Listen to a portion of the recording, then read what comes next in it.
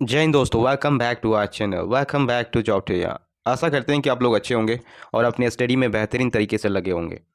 जी हाँ दोस्तों, झारखंड सहायक आचार्य अगर रिसेंट का जो लेवल 1 का एग्ज़ाम पार हुआ है, उसमें वर्ल्ड हिस्ट्री से जो है पेपर थर्ड में 20 to 25 क्वेश्चन जो है हर एक शिफ्ट में देखने को मिले हैं। ऐसे में ये टॉपिक बहुत ही ज़्यादा इंपॉर्टेंट रोल प्ले करता है। आपको इस टॉपिक को बिल्कुल जो है पकड़ बनानी होगी। तो अपकमिंग एग्ज़ाम लेवल 2 का जो होने वाला है या फिर रिमेनिंग जो बचा हुआ है लेवल 1 के एग्ज़ाम, उन सभी भावी शिक्षकगण के लिए ये वीडियो बहुत ही ज़्यादा हेल्पफुल रहेगी। इसमें मैं जो है 350 क्वेश्चंस का जो टॉप 350 क्वेश्चन यहाँ पे मैं आपके समक्ष डिस्कस करूँगा वर्ल्ड हिस्ट्री से। और ये डेडिकेटेड वीडियो है वर्ल्ड हिस्ट्री का। अगर इसको आप लोग एंड तक वॉच कर लेते हैं तो डेफिनेटली इससे बाहर क्वेश्चन आपके नहीं मिलेंगे और इससे आप इजीली जो है क्वेश्चन को टैकल कर पाएंगे। तो वीडियो को अंत तक वॉच कीजिएगा और चैनल पे फर्स्ट टाइम जुड़े हैं तो चैनल को जरूर सब्सक्राइब करके बेल आइकन को प्रेस कर लीजिएगा। देखिए, फर्स्ट है आपका पूर्ण जागरण या रेनेसां क्या है। तो पूर्ण जागरण या रेनेसां यूरोप में मध्यकाल से आए एक सांस्कृतिक आंदोलन को कहते हैं। तो ध्यान रखिएगा, पूछ लिया जा सकता है आपका कि रेनेसां क्या है, तो आंसर होगा कि मध्यकाल में यूरोप में मध्यकाल में आए एक सांस्कृतिक आंदोलन को कहा गया है रेनेसां। ध्यान रखिएगा। नेक्स्ट है आपका पूर्ण जागरण का अग्रदूत किन्हें का माना जाता है। तो पूर्ण जागरण का अग्रदूत जो है के महान कवि दांते को कहा जाता है। नेक्स्ट है आपका पूर्ण जागरण की शुरुआत कहाँ से मानी गई है। तो पूर्ण जागरण की शुरुआत इटली के फ्लोरेंस नगर से मानी गई है। दांते का जन्म कहाँ हुआ था। तो का जन्म जो है इटली के फ्लोरेंस नगर में हुआ था। दांते के बाद पूर्ण जागरण को आगे ले जाने वाला दूसरा व्यक्ति कौन था। तो वो थे पेट्रॉक। कौन थे? पेट्रॉक। ध्यान रखिएगा, इंपॉर्टेंट है। मानववाद का संस्थापक किसे माना जाता है। तो मानववाद का संस्थापक पेट्रॉक को ही माना जाता है। पेट्रॉक को ही माना जाता है। यहाँ पे इटालियन गद्य का जनक किसे माना जाता है। तो इटालियन गद्य का जनक जो है कहानीकार बोकेसियो को माना जाता है। किसको माना जाता है? कहानीकार बोकेसियो को जो है इटालियन गद्य का जनक माना जाता है। डेकामेरॉन किसकी प्रसिद्ध पुस्तक है। तो डेकामेरॉन जो है बोकेसियो का जो है प्रसिद्ध पुस्तक है। आधुनिक विश्व का पहला राजनीतिक चिंतक कौन था। तो वो थे फ्लोरेंस निवासी मैकियावेली। कौन थे? फ्लोरेंस निवासी मैकियावेली जो थे आधुनिक विश्व का पहला राजनीतिक चिंतक थे। मैकियावेली की कौन सी लोकप्रिय किताब राज का एक नई तस्वीर दिखाती है। तो द प्रिंस। उस किताब का नाम था द प्रिंस। पूर्ण जागरण की भावना की पूर्ण अभिव्यक्ति इटली के कौन से 3 कलाकारों की कृतियों में मिलती है। तो वो मिलती है आपका Leonardo da Vinci, Michael Angelo और राफेल।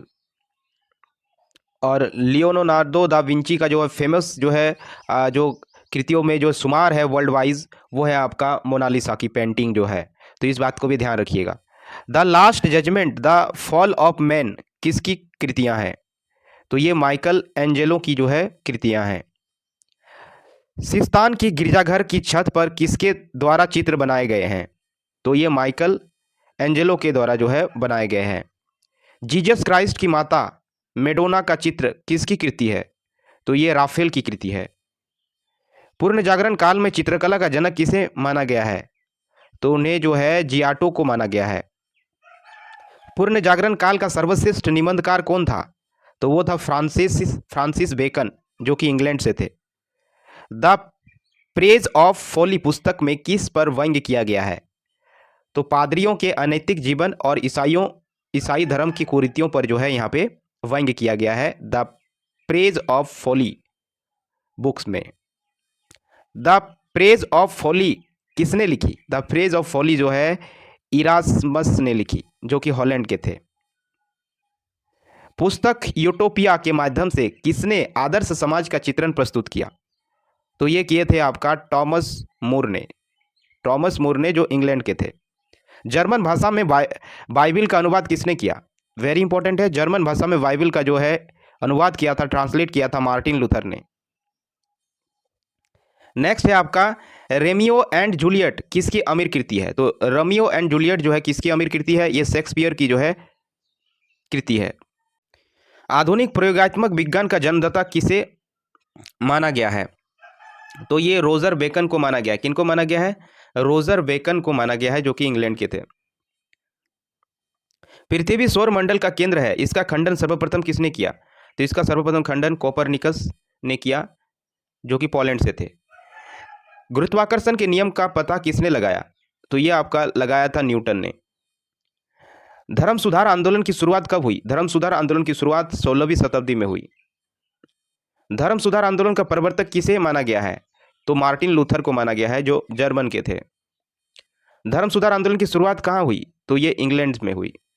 धर्म सुधार आंदोलन का प्रातःकालीन तारा किसे कहा जाता है? तो जॉन विकलिफ को कहा जाता है। अमेरिका की खोज किसने की थी? तो अमेरिका की खोज जो है क्रिस्टोफर कोलंबस ने की थी, ध्यान रखिएगा। अमेरिका को पूर्ण स्वतंत्रता कब मिली? अमेरिका को पूर्ण स्वतंत्रता 4 जुलाई 1776 को मिली, यानी 4 जुलाई 1776 ईस्वी में अमेरिका को पूर्ण स्वतंत्रता मिली। किसके नाम पर अमेरिका का नाम अमेरिका पड़ा? तो अमेरिका जो है अमेरिको वेस्पुसी के नाम पर जो है अमेरिका का नाम अमेरिका पड़ा, जो कि इटली से थे। प्रशांत महासागर का नामकरण किसने किया? तो प्रशांत महासागर का नामकरण मेगलन ने किया, जो स्पेनिश थे। समुद्री मार्ग से पूरी दुनिया का चक्कर लगाने वाले व्यक्ति कौन था? तो वो आपका था मेगलन। कौन था? मेगलन थे। अमेरिका में ब्रिटिश उपनिवेशिक साम्राज्य की नींव कब रखी गई? तो ये आपका जेम्स प्रथम के शासनकाल में रखी गई। रेड इंडियन कहाँ के मूल निवासी हैं? तो ये अमेरिका के मूल निवासी है, वेरी इंपॉर्टेंट है। अमेरिका की आज़ादी लड़ाई कब खत्म हुई? तो आज़ादी की लड़ाई जो खत्म हुई 1783 को हुई, पेरिस के संधि के मुताबिक। अमेरिका स्वतंत्रता संग्राम के नायक कौन थे, जो बाद में अमेरिका के राष्ट्रपति बने? तो वो थे जॉर्ज वाशिंगटन। कौन थे? जॉर्ज वाशिंगटन थे। बोस्टन की चाय पार्टी किस लिए जानी जाती है? तो ये जानी जाती है अमेरिका स्वतंत्रता संग्राम के तत्कालीन कारण के लिए। वेस्टर्न की चाय पार्टी घटना के नायक कौन था? तो वो था सैमुअल एडम्स। सैमुअल्स एडम्स थे। कौन थे? Samuels Adams. प्रजातंत्र की नींव सर्वप्रथम किस देश में हुई? तो प्रजातंत्र की नींव सर्वप्रथम किस देश में हुई? तो वो अमेरिका से में हुई। आधुनिक गणतंत्र की जननी किसे कहा जाता है? तो अमेरिका को कहा जाता है। धर्मनिरपेक्ष राज्य की स्थापना सबसे पहले कहाँ हुई? तो ये भी आपका अमेरिका में ही हुई। अमेरिका की आज़ादी के दौरान अमेरिकियों के नारा का क्या नारा था? तो उन लोगों ने नारा क्या दिया था? प्रतिनिधित्व नहीं तो कर नहीं। ये नारा उन्होंने लगाया था, प्रतिनिधित्व नहीं तो कर नहीं। संसार में सर्वप्रथम लिखित संविधान कहाँ लागू हुआ? तो संसार में सबसे पहले लिखित जो है संविधान लागू हुआ 1789 में संयुक्त राज्य अमेरिका में। विश्व का पहला देश जिसने मनुष्य की समानता और उसके मौलिक अधिकारों की घोषणा की, तो वो थे संयुक्त राज्य अमेरिका। अमेरिका में दासों के आयात को कब अवैध घोषित किया गया? तो 1808 को जो है घोषित किया गया। अब्राहम लिंकन किस साल अमेरिका के राष्ट्रपति बने? तो अब्राहम लिंकन 1860 ईस्वी को जो है अमेरिका के राष्ट्रपति बने। अमेरिका में दक्षिण और उत्तरी राज्यों के बीच गृह युद्ध की शुरुआत कब हुई? तो ये होती है 12 अप्रैल 1861 में। कब होती है? 12 अप्रैल 1861 में होती है। 1 जनवरी 1863 ईस्वी को किसने दास प्रथा का उन्मूलन किया? तो वो अब्राहम लिंकन ने किया। लोकतंत्र जनता के द्वारा और जनता के लिए शासन है, ये कथन किसका है? तो ये कथन जो है अब्राहम लिंकन का है। अब्राहम लिंकन की हत्या किसने और कब की?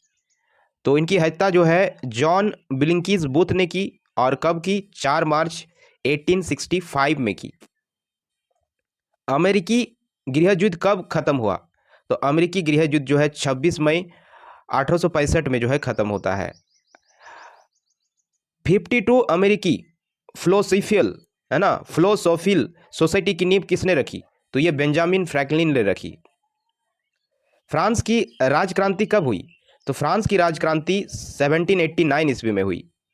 किसके शासनकाल में फ्रांस की राजक्रांति हुई? तो ये आपकी लुईस 16वां के कार्यकाल में हुई। राजक्रांति के समय फ्रांस में कौन सी व्यवस्था थी? तो वो थी सामंती व्यवस्था। कौन सी व्यवस्था थी? सामंती व्यवस्था थी। फ्रांस का राष्ट्रीय दिवस कब मनाया जाता है? तो फ्रांस का राष्ट्रीय दिवस 14 जुलाई को मनाया जाता है। समानता, स्वतंत्रता और भाईचारों का नारा किसकी देन है? तो ये फ्रांस की राजक्रांति की ही देन है। टेले क्या था? तो टेले जो था एक प्रकार का भूमिकर था। टेले क्या था? तो एक प्रकार का भूमिकर। मैं ही राज हूं और मेरे ही शब्द कानून है, ये कथन किसका है? तो ये कथन है लुई 14वें की, यानी लुई 14 की जो है ये स्टेटमेंट है। वर्साय के शीश महल का निर्माण किसने करवाया? तो वर्साई के शीश महल का निर्माण जो है लुई 14वें ने करवाया। लुई 14 ने किस फ्रांस की राजधानी घोषित किया? जो है किसे जो है फ्रांस की राजधानी घोषित किया? तो ये उन्होंने किया था वर्साई को। किसको किया था? वर्साई को जो है राजधानी घोषित किया था। लुई 14 फ्रांस की गद्दी पर कब बैठा? तो 1774 में बैठा। लुई 14 की पत्नी मेरी एतवानेत कहाँ की राजकुमारी थी? तो ये ऑस्ट्रिया की राजकुमारी थी। फ्रांसीसी क्रांति में सबसे अहम योगदान किसका था? तो ये अहम योगदान वाल्टेयर, मोंटेस्क्यू और रूसो का था। सॉरी दोस्तों, बने रहिएगा अंत तक दोस्तों। सारे क्वेश्चन जो है इंपॉर्टेंट है दोस्तों, इससे बाहर क्वेश्चन आपको नहीं देखने को मिलेंगे, तो पेशेंस रख के एंड तक वीडियो को वॉच कीजिएगा। वॉल्टेयर किसका विरोधी था? तो वॉल्टेयर जो था चर्च का विरोधी था। किसका विरोधी था? तो चर्च का विरोधी था। नेक्स्ट है आपका सोशल कॉन्ट्रैक्ट किसकी रचना थी? तो रूसो की रचना थी। एस्टेट्स जनरल के अधिवेशन की शुरुआत कब हुई? तो एस्टेट्स जनरल के अधिवेशन की शुरुआत जो है 5 मई 1789 को होती है, यानी 1789 को होती है, ध्यान रखिएगा। एस्टेट्स जनरल के अधिवेशन की शुरुआत कब हुई? तो 5 मई 1789 को होती है, ध्यान रखिएगा। मापतोल की दशमलव प्रणाली किसकी देन है? तो ये फ्रांस की देन है। सांस्कृतिक राष्ट्रीयता का जनक किसे कहा जाता है? तो हर्डर को कहा जाता है। रूसो फ्रांस में किस शासन पद्धति का समर्थक था? तो ये लोकतंत्र का समर्थक था। 100 चूहे की अपेक्षा एक सिंह का शासन उत्तम है, ये युक्ति किसकी थी? तो वाल्टेयर की थी। किसकी थी? वाल्टेयर की। लेटर्स ऑन इंग्लिश किसकी रचना है? तो ये रचना आपका वाल्टेयर की है। कानून की आत्मा की रचना किसकी है? तो ये मार्टेस्क्यू की है। किसकी है? मार्टेस्क्यू की है, ध्यान रखिएगा। इंग्लैंड को बनियों का देश सबसे पहले किसने कहा था? तो इंग्लैंड को बनियों का देश सबसे पहले नेपोलियन जर्मनी ने कहा था।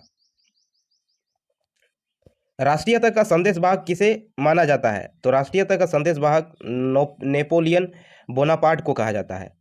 आधुनिक फ्रांस का निर्माता किसे माना गया? नेपोलियन को माना गया। नेपोलियन को और किस नाम से जाना जाता था? तो नेपोलियन को जो है लिटिल कारपोरल के नाम से भी जाना जाता था। नेपोलियन का जन्म कब हुआ? तो नेपोलियन का जन्म जो है 15 अगस्त 1769 को हुआ। नेपोलियन को जन्म किस जगह हुआ? तो नेपोलियन का जन्म जो है कोस्टारिका द्वीप की राजधानी एजासियो में हुआ। नेपोलियन के पिता का क्या नाम था? तो कार्ले बोनापार्ट जो है इनके पिता का नाम था। नेपोलियन ने कहाँ शिक्षा प्राप्त की? तो नेपोलियन ने ब्रिटेन की सैनिक अकादमी में से शिक्षा प्राप्त की। नेपोलियन की पहली पत्नी का क्या नाम था? तो जोजे फाइन था। क्या था? Jose fine. नेपोलियन ने इटली में किस व्यक्ति के प्रमुख को समाप्त किया? तो ऑस्ट्रिया। फ्रांस में डायरेक्टरी के शासन का अंत कब हुआ?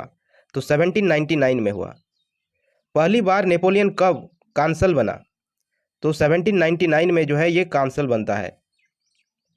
बैंक ऑफ फ्रांस की स्थापना किसने की? तो बैंक ऑफ फ्रांस की स्थापना 1800 ईस्वी में नेपोलियन के द्वारा की गई। इंग्लैंड के कारोबार का बहिष्कार करने के लिए नेपोलियन ने किस व्यवस्था का सूत्रपात किया? तो वो व्यवस्था का नाम था आपका महाद्वीपीय व्यवस्था था। जीवन भर के लिए नेपोलियन कब कांसल बना? तो 1802 में जो है कांसल बना है। नेपोलियन फ्रांस का सम्राट कब बना? तो ये बने थे 1804 ईस्वी में। इटली की एकता का जन्मदाता कौन था? तो नेपोलियन था। कौन था? नेपोलियन। ट्राफल्गर का युद्ध कब और किसके बीच हुआ? तो ये होता है 21 अक्टूबर 1805 ईस्वी में, और इंग्लैंड और नेपोलियन के बीच ये युद्ध होता है। कौन सा युद्ध? ट्राफल्गर का युद्ध। नेपोलियन का कोड किसे कहा गया? तो नेपोलियन द्वारा तैयार कानूनों का संग्रह को जो है नेपोलियन का कोड कहा गया। मित्र राष्ट्रों की सेना ने नेपोलियन किस युद्ध में पराजित किया? तो ये वाटरलू के युद्ध में जो है, जो हुआ था आपका 18 जून 1815 को जो हुआ था, 1815 को जो हुआ था, उसमें मित्र राष्ट्रों की सेना ने नेपोलियन को जो है युद्ध में पराजित किया। किस निर्जल टापू पर नेपोलियन को बंदी बनाकर रखा गया था? तो वो टापू का नाम था अल्वा के टापू पर। नेक्स्ट है, नेपोलियन की मृत्यु कब हुई? तो नेपोलियन की मृत्यु जो है 1821 ईस्वी में हुई। 1821 जो है शताब्दी में जो है इनकी मौत हो जाती है। नेपोलियन के पतन का कारण क्या था? तो नेपोलियन के पतन का कारण था रूस पर आक्रमण करना। किस समझौते के तहत यूरोप के राष्ट्रों ने फ्रांस को प्रभुत्व को कब खत्म किया? तो वियना समझौता में, जो कि 1815 में हुआ था। 19वीं सदी के पूर्वार्ध में इंग्लैंड में कितने राज्य थे? तो 13 राज्य थे। इटली के एकीकरण का जनक किसे माना जाता है? तो जोसेफ मेजिनी को माना जाता है। इटली के एकीकरण का श्रेय किसे दिया जाता है? तो इटली का एकीकरण का श्रेय जो है वो मेजिनी, काउट कुबर और गोरीवाल्टी को दिया जाता है। जोसेफ मेजिनी का जन्म कहाँ हुआ था? तो जेनेवा में हुआ था। किस राज्य ने इटली के एकीकरण में अगुवाई की? तो सार्डिनिया, पिटमोट। इटली के एकीकरण में सबसे बड़ा बाधक कौन था? तो वो था ऑस्ट्रिया। किसने इटली की समस्या को अंतर्राष्ट्रीय समस्या बना दिया? तो क्राउट काबूर ने जो है इसको अंतर्राष्ट्रीय समस्या बना दिया था। इटली के एकीकरण की तलवार किसे कहा जाता है? तो वो गोरीवाल्टी को कहा जाता है। गोरीवाल्डी ने किस नाम से सेना का संगठन किया था? तो लाल कुर्ती नाम से जो है सेना का गठन किया था। ये यंग इटली की स्थापना किसने और कब की? तो 1831 ईस्वी में जोसेफ मेजिनी ने जो है यंग इटली की स्थापना की। और कब की? 1831 ईस्वी में। यदि समाज में क्रांति लानी है तो क्रांति का नेतृत्व नवयुवकों के हाथ में दे दो, यह कथन किसका है? तो ये कथन, यह स्टेटमेंट था जोसेफ मेजिनी का। कार्बनी सोसाइटी की संस्थापक कौन था? तो गिवर्टी था। कौन था? गिवर्टी। इटली देश का जन्म कब से माना जाता है? तो इटली देश का जन्म जो है 2 अप्रैल 1860 ईस्वी में माना जाता है। इटली का एकीकरण कब और किसने किया? इटली का एकीकरण 1871 ईस्वी में क्राउट काबूर ने किया। रोम को संयुक्त इटली की राजधानी कब घोषित किया गया?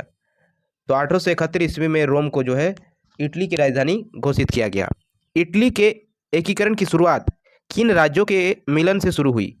तो ये लोमबार्डी और सार्डिनिया, इन 2 राज्यों के मिलन से जो है इटली के एकीकरण की शुरुआत होती है। विक्टर एम्यूनुअल कहाँ के शासक था? तो ये सार्डिनिया के शासक था। कहाँ के थे? सार्डिनिया के थे। जर्मनी का एकीकरण किसने किया? तो बिस्मार्क ने किया। बिस्मार्क कौन था? तो बिस्मार्क जो था प्रसा के शासक विलियम प्रथम का प्रधानमंत्री था। जर्मनी की सबसे शक्तिशाली राज्य कौन था? प्रसा था। बिस्मार्क जर्मनी का एकीकरण किसके नेतृत्व में चाहता था? तो प्रसा के नेतृत्व में चाहता था। विलियम को जर्मन संघ के सम्राट का ताज कब पहनाया गया?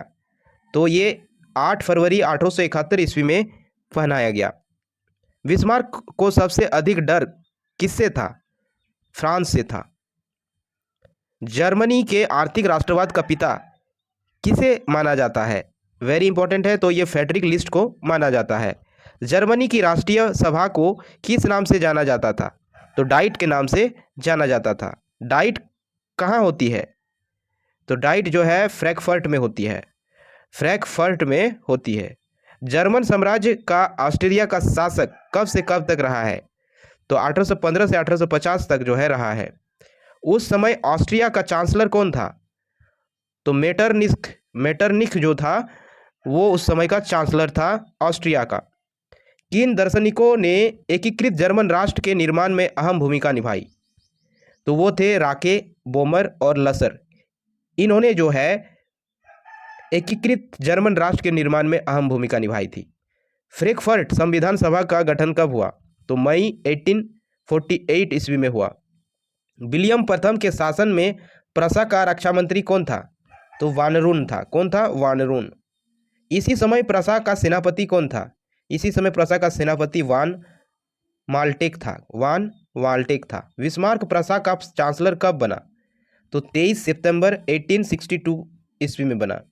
बिस्मार्क का जन्म कब और कहाँ हुआ? बिस्मार्क का जन्म 1 अप्रैल 1815 ईस्वी को जो है ब्रेडेनबर्ग में हुआ। विलियम प्रथम ने किसे बाजीगर कहा था? तो बिस्मार्क को जो है बाजीगर कहा था। किस युद्ध में ऑस्ट्रिया ने प्रसा के आगे आत्मसमर्पण किया? तो सेरजेवा युद्ध जो हुआ था 1866 ईस्वी में, उसमें जो है ऑस्ट्रिया ने जो है प्रसा के आगे आत्मसमर्पण कर दिया था, सरेंडर कर दिया था। ऑस्ट्रिया जर्मन संघ में कब शामिल हुआ? तो ऑस्ट्रिया जर्मन संघ में जो है 23 अगस्त 1866 ईस्वी में प्राग संधि के तहत जो है शामिल हुआ। सेडान का युद्ध किसके बीच हुआ था? तो सेडान का युद्ध जो है फ्रांस और प्रसा के बीच हुआ था। कब हुआ था? तो 15 जुलाई 1870 ईस्वी में हुआ था, याद रखिएगा। बिस्मार्क ने जर्मनी के किस सम्राट का राजाभिषेक वर्साई के राजमहल में किया? तो विलियम फर्स्ट का इन्होंने जो है राजाभिषेक किया था। फ्रैंकफर्ट की संधि किसके बीच हुई थी? तो फ्रैंकफर्ट की जो है संधि 1871 ईस्वी में फ्रांस और प्रसा के बीच हुई थी। किस युद्ध के बाद जर्मनी का एकीकरण संभव हुआ? सूडान के युद्ध के बाद। समाजवाद शब्द का इस्तेमाल सबसे पहले किसने किया? रॉबर्ट ओवेन ने किया। राष्ट्रवादी समाजवाद का प्रवक्ता किसे माना जाता है? तो रॉबर्ट ओवेन को माना जाता है। वैज्ञानिक समाजवाद का संस्थापक कौन था? तो वो आपका था, कौन था दोस्तों? तो वो आपका था कार्ल मार्क्स, जर्मनी के जो थे। दास कैपिटल और कम्युनिस्ट मैनिफेस्टो नामक पुस्तक किसने लिखी? तो ये कार्ल मार्क्स ने लिखी, जो जर्मनी के थे।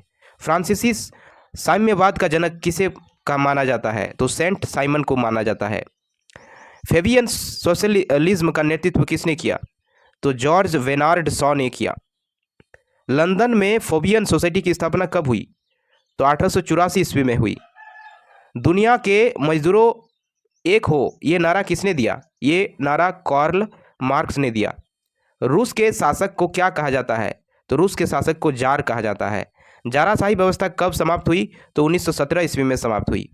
जार मुक्तिदाता के नाम से किसे जाना जाता है? तो अलेक्जेंडर द्वितीय को जाना जाता है, अलेक्जेंडर सेकंड को जाना जाता है। रूस का अंतिम जार कौन था? रूस का अंतिम जार निकोलस सेकंड था, द्वितीय था। रूस की क्रांति कब हुई? 1917 ईस्वी में हुई। 1917 ईस्वी की क्रांति तत्कालीन कारण क्या था? तो तत्कालीन कारण था फर्स्ट वर्ल्ड वॉर में रूस का पराजय। बेल्शेविक क्रांति कब शुरू हुई? तो बेल्शेविक क्रांति जो है 7 नवंबर 1917 को शुरू हुई। बेल्शेविक क्रांति का नेता कौन था? तो लेनिन था। लेनिन ने किसका संगठन किया था? तो चेका का संगठन किया था। लाल सेना का गठन किसने किया था? तो लाल सेना का गठन जो है टार्टस्की ने किया था। नेक्स्ट है आपका एक जार एक चर्च एक रूस का नारा किसने दिया? वेरी इंपॉर्टेंट है। तो जार निकोलस द्वितीय ने दिया था, ध्यान रखिएगा। रूस के जार शासक अलेक्जेंडर सेकंड की हत्या कैसे हुई? तो इनकी जो हत्या हुई थी वो बम विस्फोटक से इनकी हत्या हुई थी। कैसे हुई थी? बम विस्फोटक से। रूस में सबसे अधिक जनसंख्या किसकी थी? तो स्वाल्व लोगों की थी। शून्यवाद का जनक किसे माना जाता है? तो शून्यवाद का जनक जो है तुर्गनेव को जाना जाता है। किसको जाना जाता है? तुर्गनेव को कहा जाता है। रूसी साम्यवाद का जनक किसे माना जाता है? तो प्लेखानेव को माना जाता है। सोशल डेमोक्रेटिक दल की स्थापना कब और कहाँ हुई? तो ये आपकी होती है 1903 ईस्वी में, रूस में होती है। वेल्शेविक दल का नेता कौन था? तो वेल्शेविक दल का नेता लेनिन था। लेनिन ने रूस को कब क्रांतिकारी योजना प्रकाशित की? तो 16 अप्रैल 1917 को जो है प्रकाशित की। इस योजना को किस नाम से जाना गया? इस योजना को अप्रैल थीसिस के नाम से जाना गया। रूस की नई आर्थिक नीति किसने और कब शुरू हुई? तो रूस की आर्थिक जो है नीति जो है 1921 ईस्वी में लेनिन के समय जो है शुरू हुई। नेक्स्ट है आधुनिक रूस का निर्माता किसे कहा जाता है? तो आधुनिक रूस का निर्माता स्टालिन को कहा जाता है। लेनिन की मृत्यु कब हो जाती है? तो 1924 ईस्वी में जो है लेनिन की मृत्यु होती है। स्थायी क्रांति का सिद्धांत का प्रवर्तक कौन था? तो ट्रॉट्स्की जो था वो स्थायी क्रांति के सिद्धांत का प्रवर्तक था। प्रथम विश्व युद्ध के दौरान लेनिन का क्या नारा था? तो उस समय उनका नारा था युद्ध का अंत करो। क्या नारा था? युद्ध का अंत करो। कार्ल मार्कस का आजीवन साथी कौन रहा? तो फ्रेडरिक एंजल्स जो था वो आजीवन उनके साथी बने रहे थे। औद्योगिक क्रांति की शुरुआत कहाँ हुई? तो इंग्लैंड से हुई। इंग्लैंड में औद्योगिक क्रांति की शुरुआत किस उद्योग से हुई? तो सूती कपड़ा उद्योग से हुई। नेक्स्ट है मैनचेस्टर से, ध्यान दीजिएगा, मैनचेस्टर से बर्सले तक किसने नहर बनवाई? तो ये ब्रिडले नामक इंजीनियर ने बनवाई थी 1761 में। रेल के जरिए खानों से बंदरगाहों तक कोयला ले जाने के लिए भाप इंजन का इस्तेमाल किसने और कब किया? तो ये आपका किया जॉर्ज एस्टिफेसन ने। औद्योगिक क्रांति के दौर में इंग्लैंड का प्रतिद्वंदी कौन था? तो उस समय जर्मनी उनका प्रतिद्वंदी था। इंग्लैंड में गृह युद्ध कब और किसके शासनकाल में शुरू हुआ? तो चार्ल्स प्रथम के शासनकाल में शुरू हुआ और ये 1642 ईस्वी में हुआ। इंग्लैंड में गौरवपूर्ण क्रांति कब हुई? तो 1688 ईस्वी में हुई। गुलाबों का युद्ध कहाँ हुआ? तो गुलाबों का युद्ध इंग्लैंड में हुआ। एलिजाबेथ प्रथम का संबंध किस वंश से था? तो एलिजाबेथ फर्स्ट का जो है संबंध किस डायनेस्टी से था? तो ये जो है ड्यूटर डायनेस्टी से था, ड्यूटर वंश से था। इंग्लैंड के किस राजा को फांसी की सजा दी गई? तो इंग्लैंड के राजा थे वो राजा चार्ल्स फर्स्ट, इनको जो है फांसी की सजा दी गई थी। मैग्ना कार्टा से क्या तात्पर्य है? इसका तात्पर्य है राजा जॉन को इंग्लैंड के सामंतों ने सन 1215 में अधिकार पत्र पर हस्ताक्षर करने को मजबूर किया और इस अधिकार पत्र को मैग्ना कार्टा कहा जाता है। यह सर्वसाधारण के अधिकारों का घोषणा पत्र था। नेक्स्ट है आपका प्रथम विश्व युद्ध की शुरुआत कब हुई? 28 जुलाई 1914 ईस्वी में हुई। प्रथम विश्व युद्ध कितने वर्ष तक चला? तो 4 वर्षों तक चला। कितने देशों ने प्रथम विश्व युद्ध में भाग लिया? तो 37 देशों ने जो है प्रथम विश्व युद्ध में भाग लिया था। प्रथम विश्व युद्ध का तत्कालीन कारण क्या था? तो ऑस्ट्रिया के राजकुमार फर्डिनेंड की हत्या, यही मुख्य कारण था। ऑस्ट्रिया के राजकुमार की हत्या कहाँ हुई? तो ब्रेंसिनिया की राजधानी सेराजेवो में हुई थी। धुरी राष्ट्रों का नेतृत्व किसने किया? तो धुरी राष्ट्रों का नेतृत्व जर्मनी, इसके अलावा ऑस्ट्रिया, हंगरी, इटली आदि देशों ने किया। मित्र राष्ट्रों का में कौन से देश शामिल थे? तो इंग्लैंड, जापान, संयुक्त राज्य अमेरिका, रूस, फ्रांस, ये सब जो है मित्र राष्ट्र के में थे। गुप्त संधियों की प्रणाली का जनक कौन था? तो वो बिस्मार्क थे। ऑस्ट्रिया, जर्मनी और इटली के बीच त्रिगुट का निर्माण कब हुई? तो 1882 ईस्वी में हुई। सर्बिया क्या गुप्त क्रांतिकारी संस्था कौन सी थी? तो सर्बिया की गुप्त क्रांतिकारी संस्था कौन सी थी? तो ये काला हाथ, ये जो है गुप्त संस्था थी। रूस के बीच युद्ध कब तक चला? तो यानी रूस और जापान के बीच जो है युद्ध कब तक चला है ये पूछ लिया गया है। तो ये आपका 1904 से लेकर 1905 ईस्वी तक चला। रूस जापान युद्ध का अंत किसकी मध्यस्थता से हुई? तो अमेरिका के राष्ट्रपति जो थे वो रूजवेल्ट के मध्यस्थता से हुई थी। मोरक्को संकट कब सामने आया? तो 1906 ईस्वी में सामने आया। प्रथम विश्व युद्ध के दौरान जर्मनी ने रूस पर आक्रमण कब किया? तो आक्रमण कर दिया था 1 अगस्त जो है 1914 को जो है इन्होंने आक्रमण कर दिया था। जर्मनी ने फ्रांस पर हमला कब किया? तो जर्मनी ने फ्रांस पर हमला जो किया था 3 अगस्त 1914 ईस्वी में किया था। इंग्लैंड प्रथम विश्व युद्ध में कब शामिल हुआ? तो 8 अगस्त 1914 में जो है शामिल होता है इंग्लैंड। प्रथम विश्व युद्ध यानी फर्स्ट वर्ल्ड वॉर के समय अमेरिका के राष्ट्रपति कौन थे? तो उस समय अमेरिका के राष्ट्रपति थे वुडरो विल्सन। कौन थे? वुडरो विल्सन थे। इटली मित्र राष्ट्र की तरफ से प्रथम विश्व युद्ध में कब शामिल हुआ? तो 26 अप्रैल 1915 ईस्वी में शामिल हुआ। प्रथम विश्व युद्ध कब खत्म हुआ? तो 11 नवंबर 1918 में जो है खत्म हो जाता है फर्स्ट वर्ल्ड वॉर। प्रथम विश्व युद्ध कब खत्म हुआ? तो ये 11 नवंबर 1918 को खत्म हो जाता है। पेरिस शांति सम्मेलन कब शुरू हुआ? तो 18 जून 1919 को जो है पेरिस शांति सम्मेलन शुरू हुआ। पेरिस शांति सम्मेलन में कितने देशों ने भाग लिया? तो 27 देशों ने जो है भाग लिया था। वर्साई की संधि कब और किसके बीच हुई? तो जर्मनी और मित्र राष्ट्रों के बीच हुई 28 जून 1919 ईस्वी में। युद्ध के हर्जने के रूप में जर्मनी से किसकी राशि की मांग की गई थी? तो 6 अरब 50 करोड़ की राशि की जो है मांग की गई थी। अंतर्राष्ट्रीय क्षेत्र में प्रथम विश्व युद्ध का सबसे बड़ा योगदान क्या था? तो राष्ट्रसंघ की स्थापना।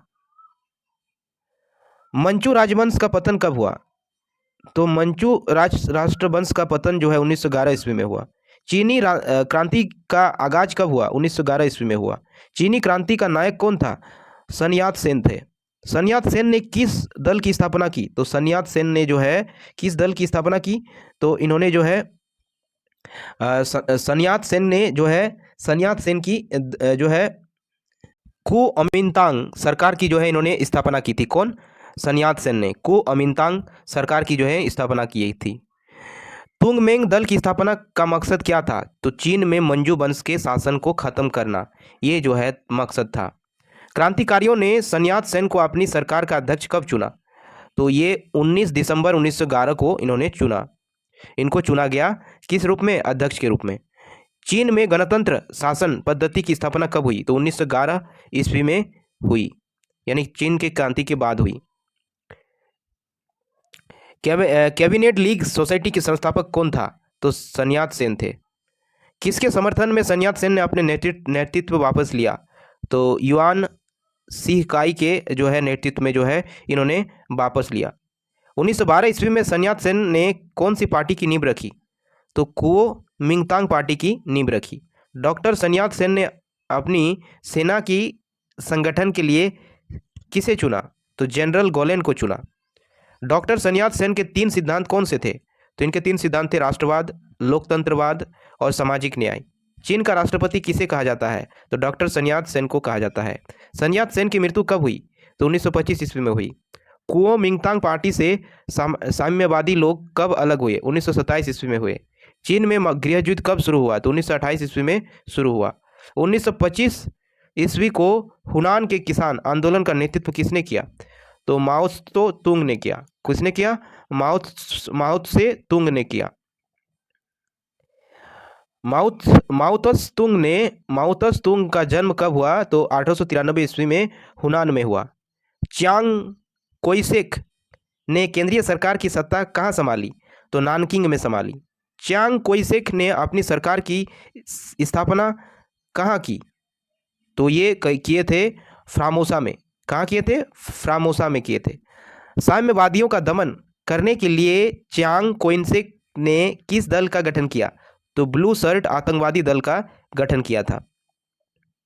माओ त्से तुंग के नेतृत्व में जनवादी गणतंत्र की स्थापना चीन में कब की गई?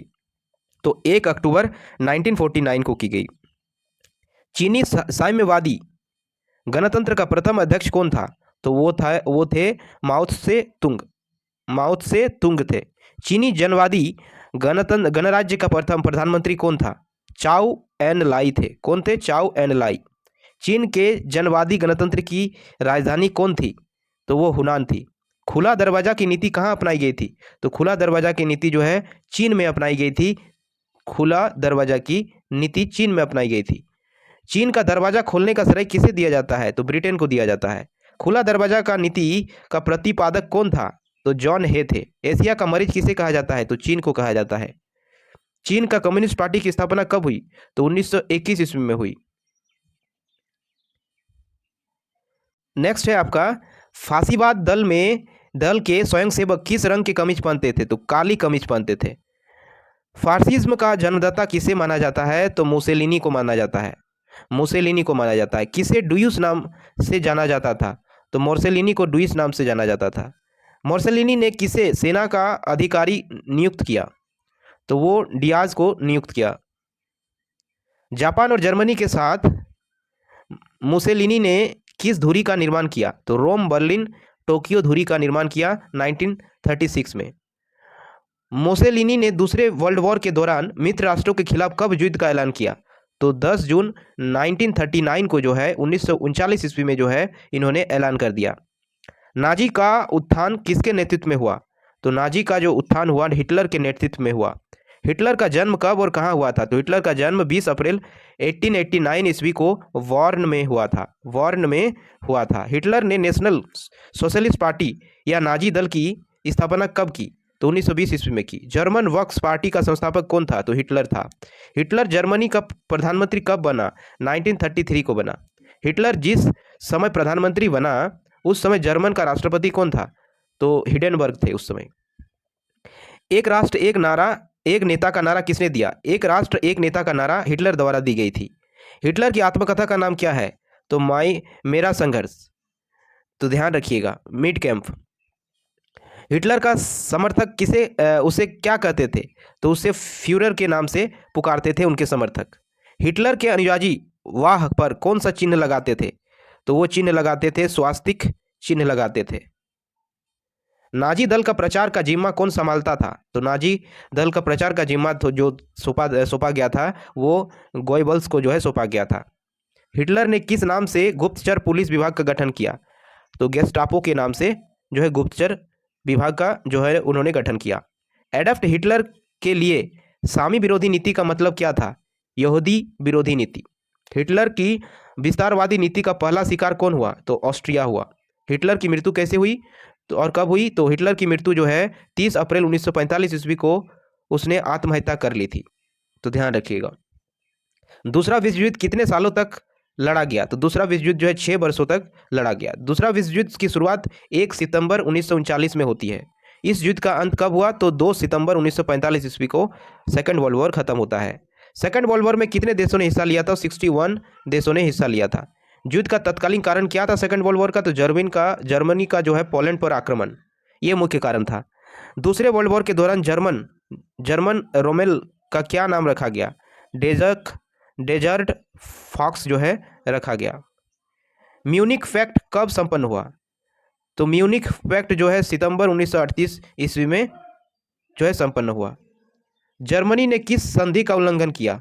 वर्साई की संधि का उल्लंघन किया। जर्मनी ने वर्साई की संधि कब तोड़ी? 1935 ईस्वी में तोड़ी। स्पेन के गृह युद्ध कब शुरू हुई? तो 1936 ईस्वी में हुई। संयुक्त रूप से इटली और जर्मनी का पहला शिकार कौन सा देश बना? तो स्पेन बना। सोवियत संघ पर जर्मनी के आक्रमण करने की योजना को क्या कहा गया? तो इसको कहा गया बारबोसार जर्मनी की ओर से द्वितीय विश्व युद्ध में इटली ने जो है प्रवेश किया था। तो ध्यान रखिएगा। नेक्स्ट है आपका अमेरिका द्वितीय विश्व युद्ध में कब शामिल हुआ? तो अमेरिका द्वितीय विश्व युद्ध में 8 सितंबर 1941 को शामिल होता है। द्वितीय विश्व युद्ध के समय अमेरिका के राष्ट्रपति थे फ्रैंकलिन डी रूजवेल्ट। इस समय इंग्लैंड का प्रधानमंत्री कौन था? तो उस समय विंस्टन चर्चिल जो थे इंग्लैंड के प्रधानमंत्री थे। नेक्स्ट है आपका किस संधि को आरोपित संधि के नाम से जाना जाता है? तो वर्साई की संधि को जो है आरोपित संधि के नाम से जाना जाता है। सेकेंड वर्ल्ड वॉर में जर्मनी का पराजय का श्रेय किससे जाता है? तो रूस को जाता है। अमेरिका ने जापान पर एटम बम का इस्तेमाल कब किया? तो 6 अगस्त 1945 को किया। जापान के किस शहर पर एटम बम गिराया गया? तो जापान के हिरोशिमा पर और नागासाकी पर जो है एटम बम गिराया गया था। द्वितीय विश्व युद्ध में मित्र राष्ट्रों के द्वारा पराजित होने वाला अंतिम देश कौन था? तो जापान था। अंतर्राष्ट्रीय क्षेत्र में सेकेंड वर्ल्ड वॉर का सबसे बड़ा योगदान क्या है? तो संयुक्त राष्ट्र संघ की स्थापना। यूरोप का मरीज किसे कहा जाता है? तो यूरोप का मरीज तुर्की को कहा जाता है। पान इस्लामिज्म का नारा किसने दिया? तो अब्दुल हमीद द्वितीय ने दिया। युवा तुर्क आंदोलन कब हुई? तो युवा तुर्क आंदोलन 1908 ईस्वी में हुई। किसके शासनकाल में युवा तुर्क आंदोलन की शुरुआत हुई? तो अब्दुल हमीद द्वितीय के समय काल में जो है शुरू हुई। प्रथम विश्व युद्ध के बाद तुर्की के साथ हुई भीषण अपमानजनक संधि किस नाम से जाना गया? तो सेब्र की संधि के नाम से जाना गया। सेब्र की संधि कब हुई? 10 अगस्त 1920 ईस्वी में हुई। सेब्र की संधि को किसने मानने से इनकार कर दिया? तो वो मुस्तफ़ा कमाल पाशा ने मानने से इनकार कर दिया। अतातुर्क यानी तुर्की का पिता के नाम से किसे जाना जाता है? तो मुस्तफ़ा कमाल पाशा को कहा जाता है। मुस्तफ़ा कमाल पाशा का जन्म कब और कहाँ हुआ? तो इनका जन्म 1891 ईस्वी में सेलेनिका में हुआ। तुर्की में एकता और प्रगति समिति का गठन कब हुआ? तो 1889 को हुआ, 1889 ईस्वी में हुआ। शुरू में कमाल पाशा किस समिति के प्रभाव में आया? तो वो एकता और प्रगति समिति के जो है प्रभाव में आया। चलिए कुछ एमसीक्यू कर लेते हैं यहाँ पे। तो टॉप 50 जो है एमसीक्यू इसमें मैंने रखा है। इसके बाद देखिए, मिड कैंप यानी मेरा संघर्ष किसने लिखी थी? तो ये जो है आपकी हिटलर की आत्मकथा है, मेरा संघर्ष। नेपोलियन बोनापार्ट ने जब अंग्रेज के आगे समर्पण कर दिया तो उस समय द्वीप पर क्या भेजा गया था? तो उस समय क्या भेजा गया था द्वीप पर? तो ध्यान दीजिएगा, उस समय भेजा गया था आपका सेंट हेलेना, दक्षिण अंटार्कटिका। तो नेपोलियन बोनापार्ट ने जब ब्रिटिश के आगे समर्पण कर दिया तो उस समय किस द्वीप पर भेजा गया था? तो सेंट हेलेना दक्षिण अंटार्कटिका पर जो है भेजा गया था। नेक्स्ट है, जॉन गुटेनबर्ग किस तकनीक से जुड़े माने जाते हैं? तो ये जो है छापाखाना से जुड़े हुए माने जाते हैं। ऑप्शन बी आपका करेक्ट हो जाएगा। नेक्स्ट है, दास कैपिटल नामक ग्रंथ के लेखक कौन है? तो दास कैपिटल नामक जो है ग्रंथ है उसके लेखक हैं कार्ल मार्क्स। सिंधु सभ्यता की विशेषता क्या रही? तो सिंधु सभ्यता की विशेषता रही विशाल स्नानघर। द्वितीय विश्व युद्ध में धुरी राष्ट्र कौन थे? तो धुरी राष्ट्र की पहचान करनी है तो इटली, जापान और जर्मनी जो है धुरी राष्ट्र थे। चीन के राष्ट्रवादी दल कुओमिंतांग की स्थापना किसने की? तो ये किए थे sun यat-sen जी ने।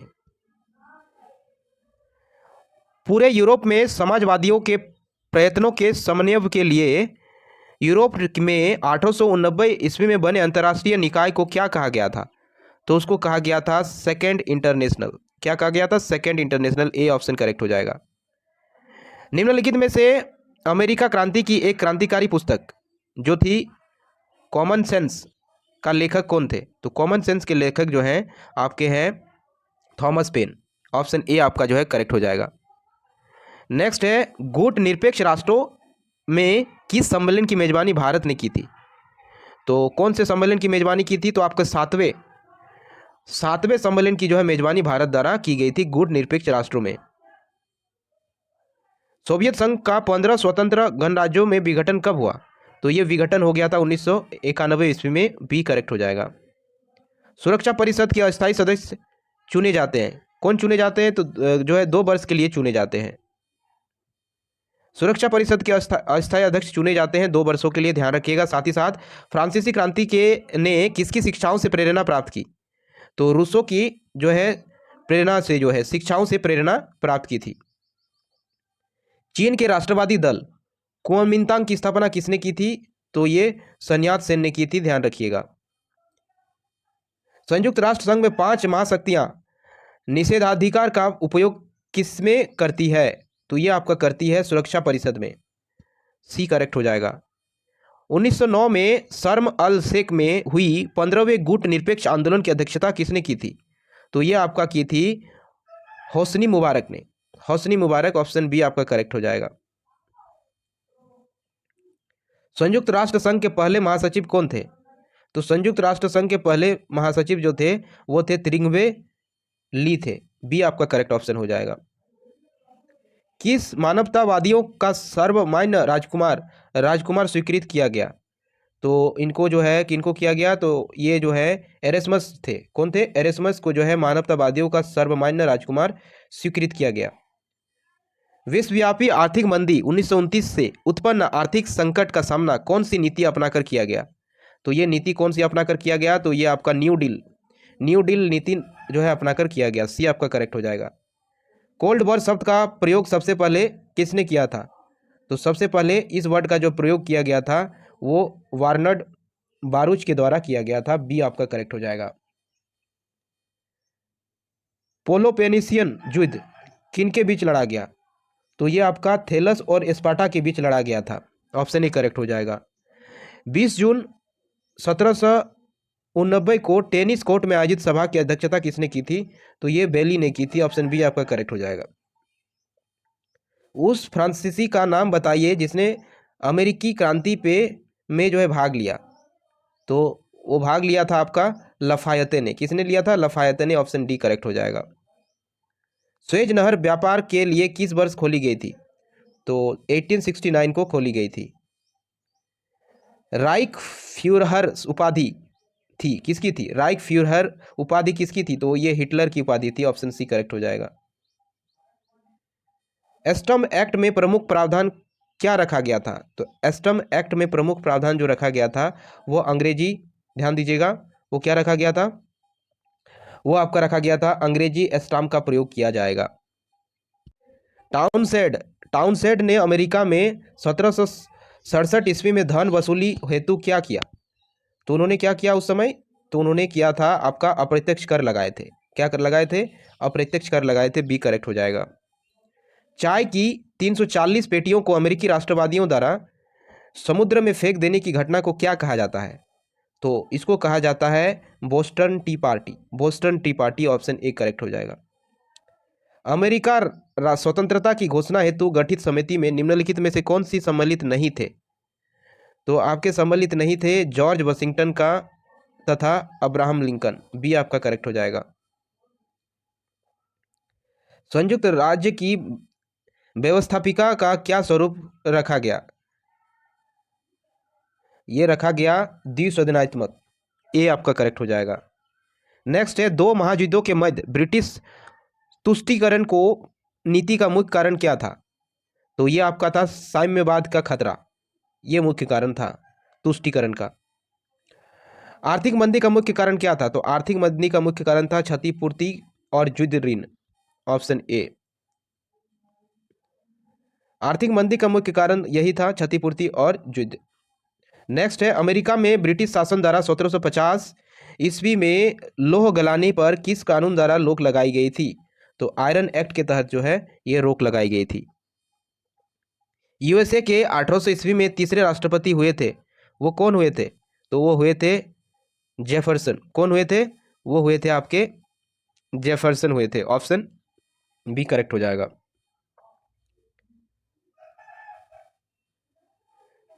फ्रांस में राष्ट्रीय सभा में समांत प्रथा को समाप्त करने का प्रस्ताव किसने रखा था? तो ये रखा था आपका विस्काउट न्यूआई ने, ऑप्शन ए आपका करेक्ट हो जाएगा। फ्रांस के राष्ट्रगान मार्सिले की रचना किसने की? वेरी इंपॉर्टेंट है। तो इसकी रचना जो थे किए थे रोजेट दी लाइल ने किए थे। रोजेट दी लाइल ने इनकी रचना की थी।